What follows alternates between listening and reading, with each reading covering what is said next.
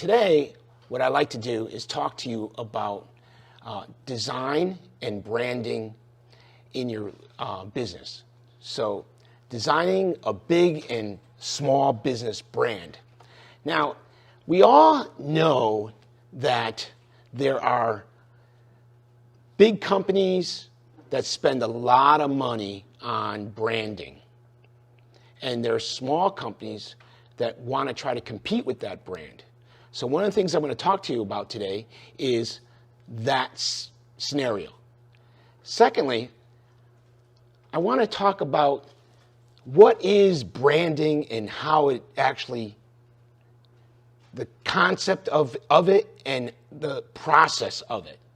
So we're going to talk about good design, and we're going to talk about branding, the concepts. But first, let me talk about myself. My name is Marcel Blanchet, and I started out as a musician. I went to Berklee College of Music, and I studied radio and TV commercial jingle writing. So what I was doing in the 70s and early 80s was writing and producing radio and TV jingles and production music for companies and brands all over the United States. Some of them you may know, Marshall's department stores, and Subway sandwich shops, just to name a few.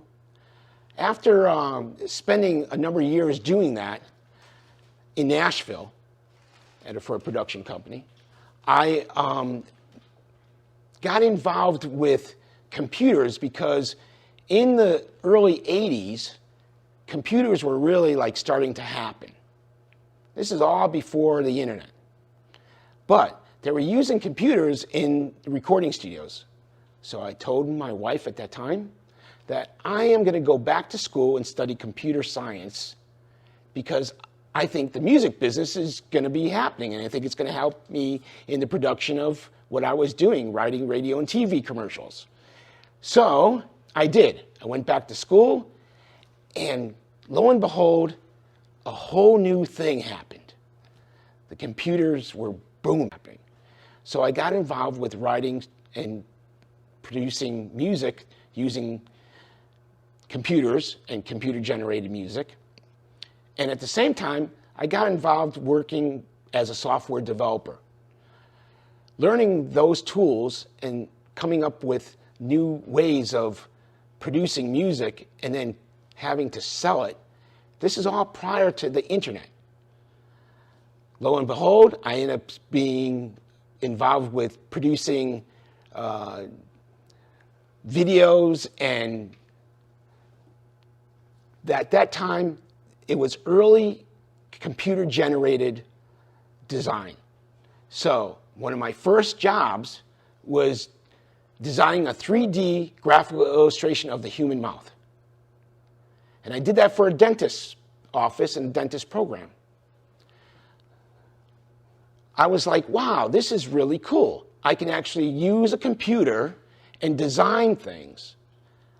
Lo and behold, one of the jobs that I was working with was McDonnell Douglas, and they were using CAD, 3D graphic illustrations. And I was like, wow, no more pen, ruler, and eraser to draw things. You can do it all on a computer.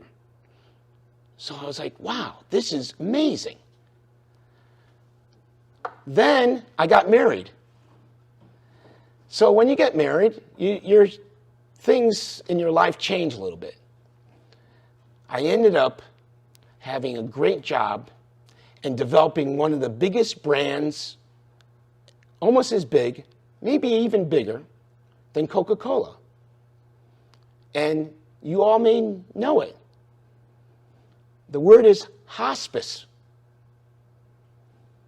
So I became the vice president of information systems and developed movies, graphical illustrations, logos, documentation, pamphlets for 28 years for the Connecticut Hospice, the first hospice in America, and the John D. Thompson Hospice Institute of Education and Training.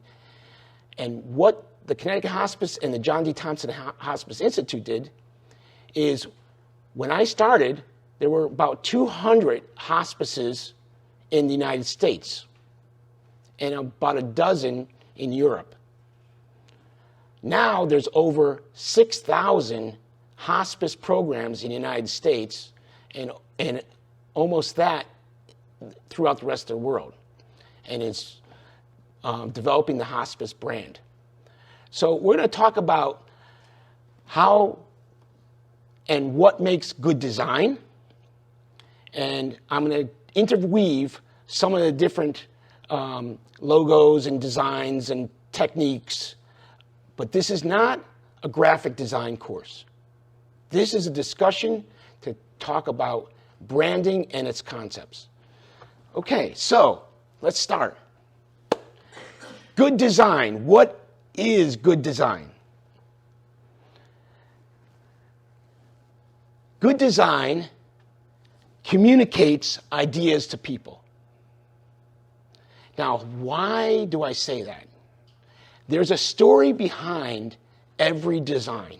If you're looking at any design that you see anywhere, there is somebody behind that design and what they're trying to communicate to you.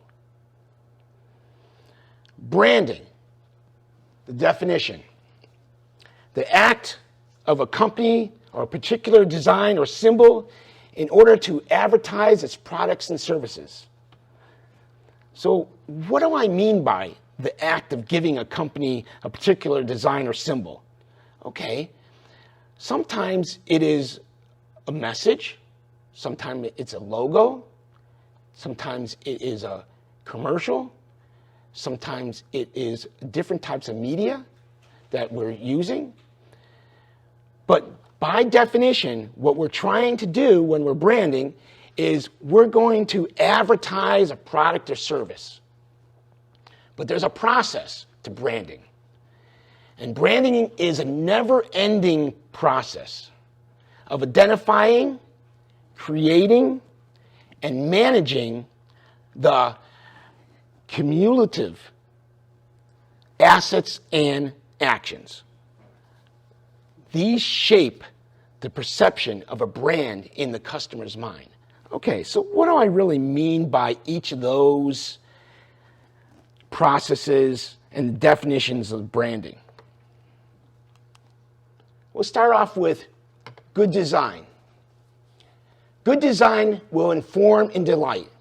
This gentleman that said that is Milton Glaser, graphic designer. He just died last year, 2020. If you know him, you may know his name, but he was a New York designer, and he was the co-founder of New York Magazine. So he designed the logo for New York Magazine. One of the things that Milton Glaser said, preparation. When there is a weakness in the visual, it usually reflects the lack of clarity in the preparation of the material for publication. So, what does that really mean? You need to prepare before you're starting your design of any logo, brand, documentation, anything. Spend as much time as you can, because once it gets put on paper, if it does not work, it's because you didn't prepare it.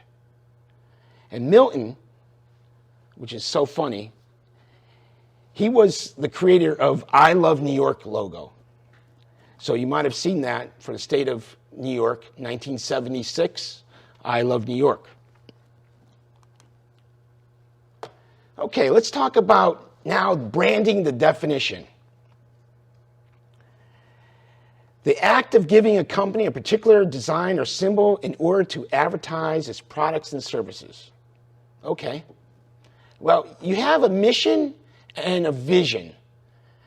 Most small businesses are looking for the vision first. They don't think about what the real mission is. The mission clearly communicates the brand's purpose, objectives, and how it plans to serve its audience. So what's important is you need to really look at the story, what you're going to be talking about, and plan out, again, preparation. While vision is the idea behind a brand that helps guide the future. And one thing about branding, it evolves. It's a never-ending process. It changes over time. So you have to understand that what you have in your brand today may not be the same next year or 5 years from now or 10 years from now. It depends on your growth and what you're doing. And you have to understand that there's a vision behind the brand that helps build and guide the future. So what is the meaning behind branding? Creating and shaping a brand in consumers' minds. And what I really mean by that is, again, the story, what you're telling your audience about your company, what you do and how you do it. And what do you want to translate to people? Be the brand that speaks to your customers like a best friend. If you can talk to your customer like you're their best friend, you've got one of the biggest components on your side. And how do you do that? You have to learn their language and what they're going to do. 52% of the consumers say trustworthiness is an important feature of brand love. 52%. That means half, a little just over half, of people want to be your friend and trust you.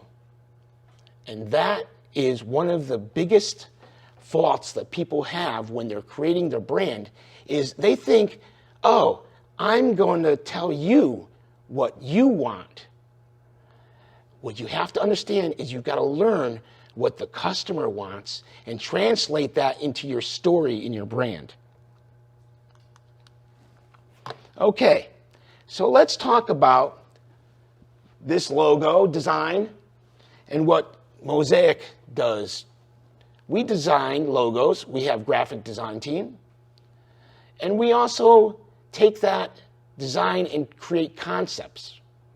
And some of the concepts that we do in brand definition is we build on your reputation. That means every company that is trying to build their brand, one of the biggest things they have to understand is you have a reputation. That builds your trustworthiness. So brands are essentially patterns of familiarity, meaning, fondness, and reassurance that exists in the minds of people. So what am I saying about that? These are each components of the process of branding. Being familiar, having some meaning, being fond. When a customer is fond, they love you, they will tattoo their brand on their body. That's an amazing feat. To actually have somebody tattoo their brand on somebody's body and they walk around proudly wearing it. Harley Davidson, think about it. Kiss, the rock and roll rock band. You have a goal. Your goal is your brand is built to be true representation of who you are as a business and how you wish to be perceived. So you have to build, when you're building your brand, you build the goal of why you should be perceived in somebody's mind as your brand, your story. Branding increases your business value. Potential customers having an already positive association in their mind makes them more likely to make a purchase from your brand than from the competition. That says a lot. Because if you can connect with that customer and they are familiar with your brand and they love your story and they become fond of you and there's a reassurance there, you will sell to your customer more than your competition. All right, so let's go through some of these processes. And familiarity, building a relationship. People see the brand image and it means something to them based on a long or close association. Okay, let's talk about it. Let's talk about it with some of your companies, all right? We have a restoration company, all right? People need mold to be removed from their home.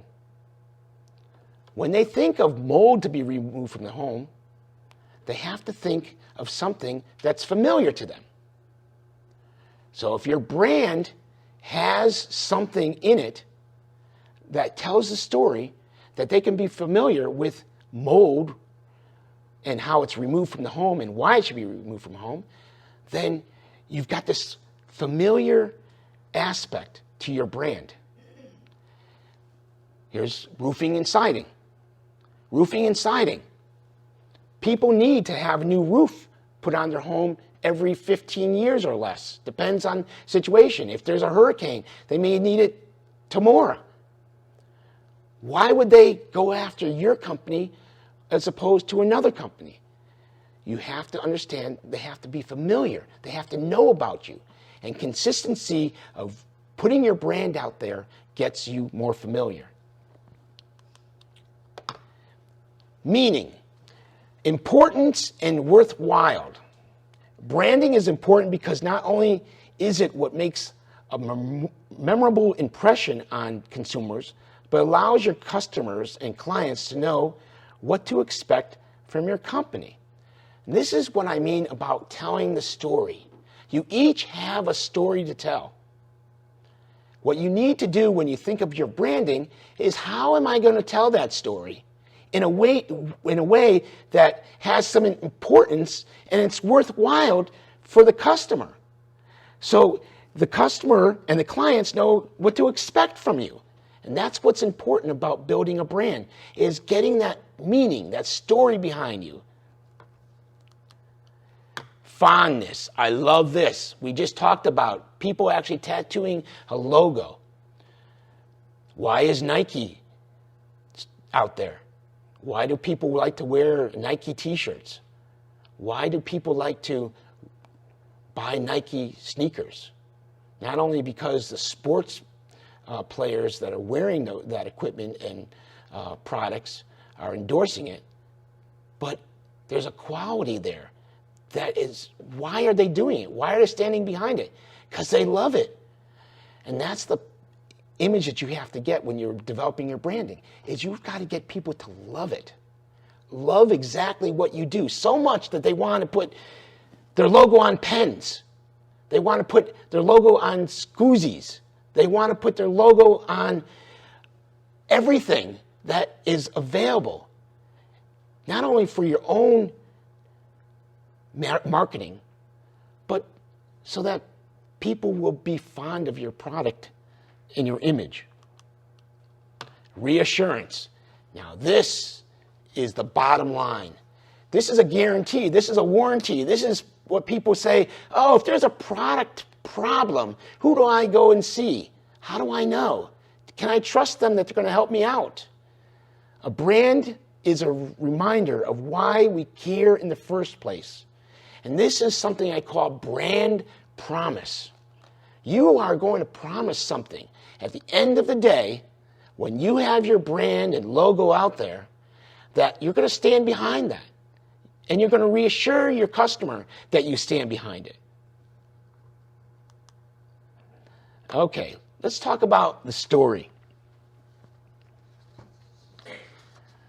I love this. BMW, the ultimate driving machine. I could have talked to you and not even put this slide up, and I would have said, guys, gals, close your eyes. Can you picture the BMW logo? Yes, it's embedded into your brain. You know that logo. And you know this, the ultimate driving machine. This is a bold statement that the driving force behind BMW's brand, they aim to produce only the most efficient and elegant vehicles, and their brand promise states this with confidence. So you know that. Cadillac. Picture this. Dark screen. All of a sudden, a black Cadillac comes driving across the screen. And there's a voiceover that says, Cadillac means luxury.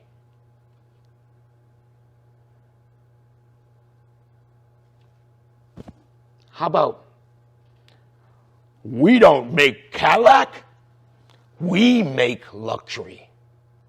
What do those two statements say, taglines? That Cadillac doesn't just make a car. It makes a life for people, a luxury life. And those people that want to be part of that brand want to attain to that thing. How about this brand here, the last one? Apple. Think different. They came up with that slogan in 1976. But do you think this Apple logo is the same as it was in 1968, 69 when they first started? No. It's an evolving process. Some logos have to change over time because their customer base changes. So you have to understand that branding evolves. It changes over time. So let's talk about these brand elements, the logo. Perfect example, Apple. This was Apple's original logo. In 1976, it was a rainbow. 1998, it turned into a black apple. 2000, came out to like a chrome apple. And currently, it is like translucent because it's never ending. Think different. So when building a logo for any business and you want to think like a big company like Apple, you have to also understand that your logo may evolve over the years. It may not change quickly. This didn't change quickly from 76 to 98. It stayed the rainbow colors. But what happened was their customer changed. They went from the personal computer to going after corporate and designers and graphic designers and becoming something different because they were thinking different. And then they added different brands. So they didn't just create a computer, they complete the phone and what that was happening and all the other products they have. So logos, brand elements evolve. They have to be easy to recognize. They have to show quality and be innovative. One of the most valuable symbols here is worth over $300 billion worldwide. All right. Stories reveal truths. Facts are what happened. What do I mean by that? When you're building your story and your brand, there are two things, facts and truths. last year, we all learned a new phrase, fake news. Part of that was fact, part of it was truth, but it was a branding technique, a way of getting people to think of something in their mind and develop an image in their brain of what it was. So you have an opportunity whenever you build your story to talk about facts of what is happening and how it happened, or truths that are about what those events meant to people. What do I mean by that? Is the truth is something that means something to people. The facts are solid, but people will take facts and turn it into their own truths because it means something to them.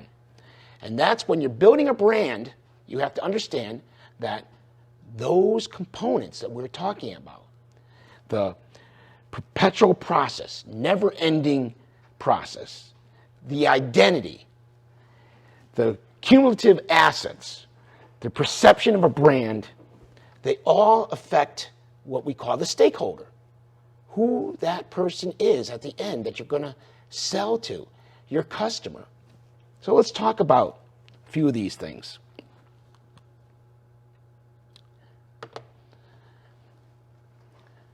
When building a logo, we have graphic designers that build logos every day.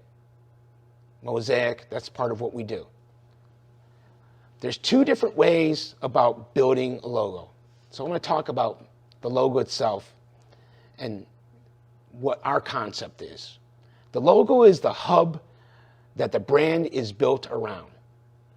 Traditionally, we look over here, the brand used to be the center of the spoke. And all the assets and actions are equal parts of the brand. So you have the brand, and then you have the logo as part of the brand, and the web design, the social media, outdoor advertising, print. So what happens is that this traditional brand idea, brand model, has evolved into the logo being the center.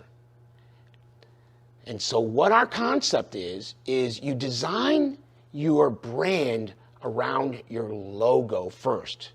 That means, again, it's a never-ending process, so you have to understand that your logo may change. But there's a structure to the process that you have to understand that those people that are going to see your logo have something in their mind about it. So when you create your story around your logo and you build your logo, you can then build everything around it. So you're not thinking about, oh, my uniforms and my web design and my print and my logo to fit my brand. You're thinking about, oh, my logo is my brand, and I'm going to design everything around it. So designing uniforms, web pages, graphic design work, outdoor advertising, any print, your letterhead or anything like that. Think about your story behind your brand as your logo, and that will then drive the brand.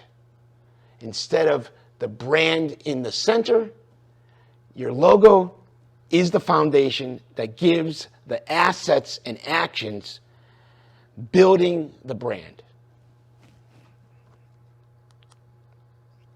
Okay. Let's talk about the first impression. When people look at your logo, and they now look at your logo as your brand, it's important to think about branding from a first impression standpoint. What are they going to see when they see your logo right away?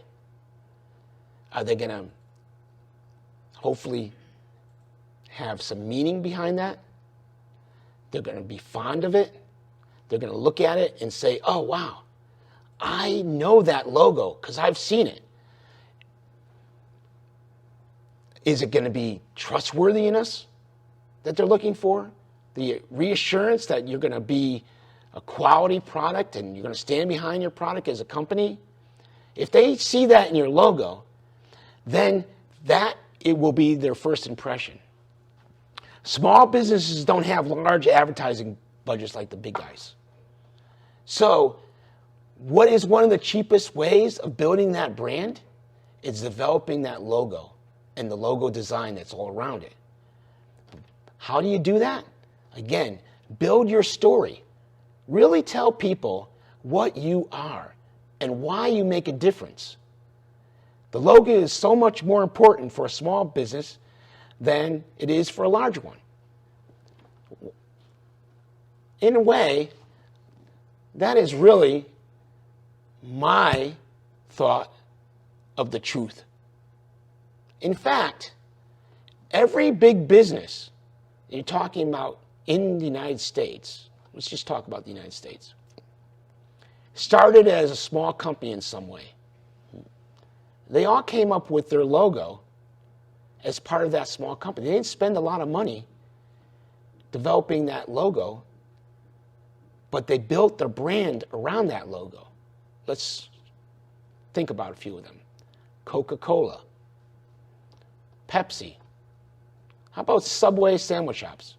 I'm very familiar with them. I wrote a commercial. Go underground, go Subway. Why? Every time the person heard, go underground, go Subway, they didn't think about the Subway in New York City. They were thinking about going to a Subway sandwich shop and picking up a footlong. Because Subway took their logo and their brand and let people know that, hey, you know what?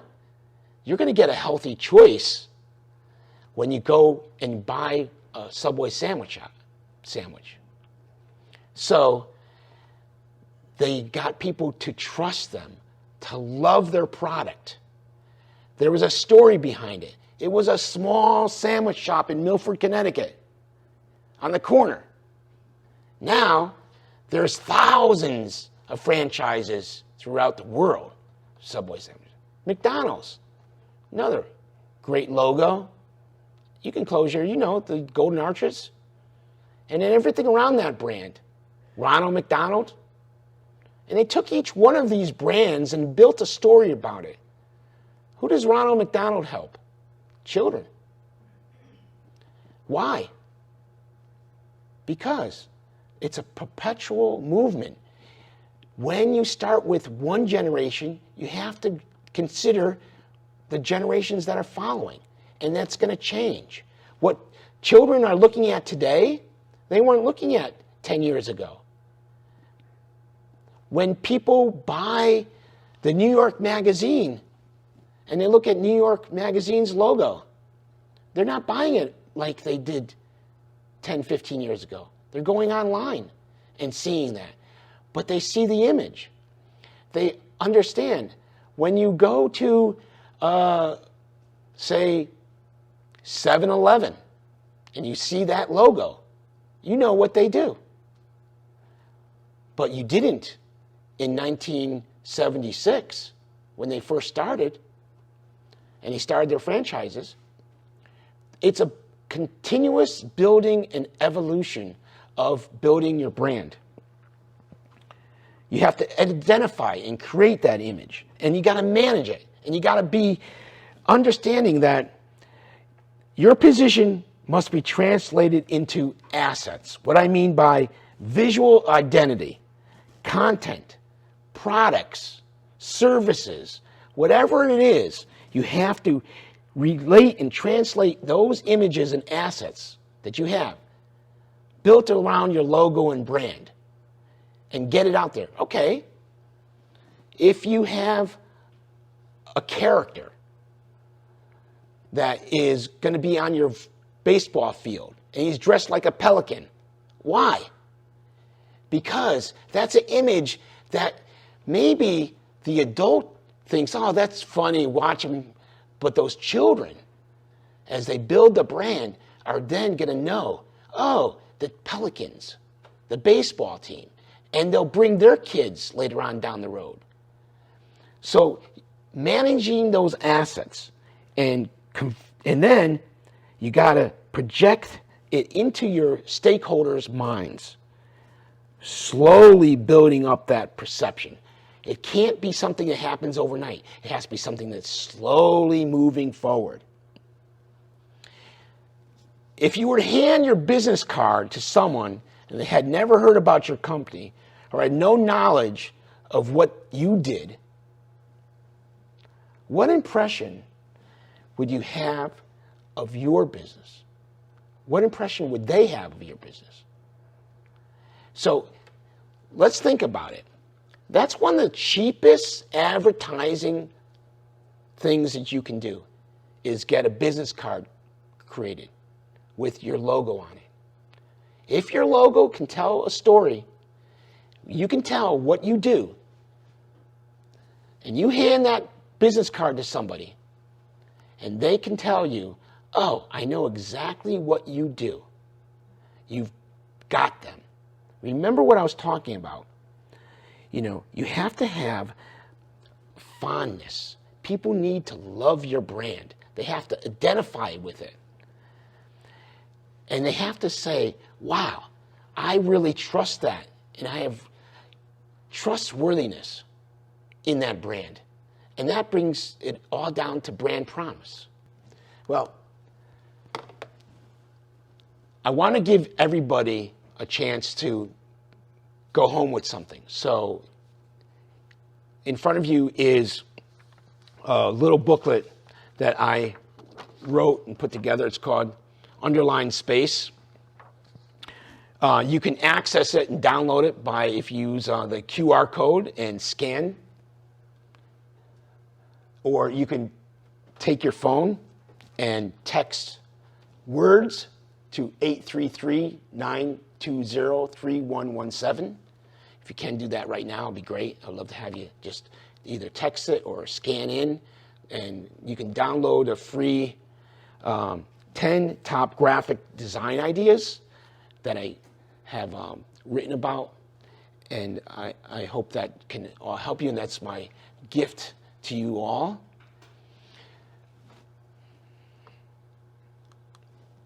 And here's my contact information.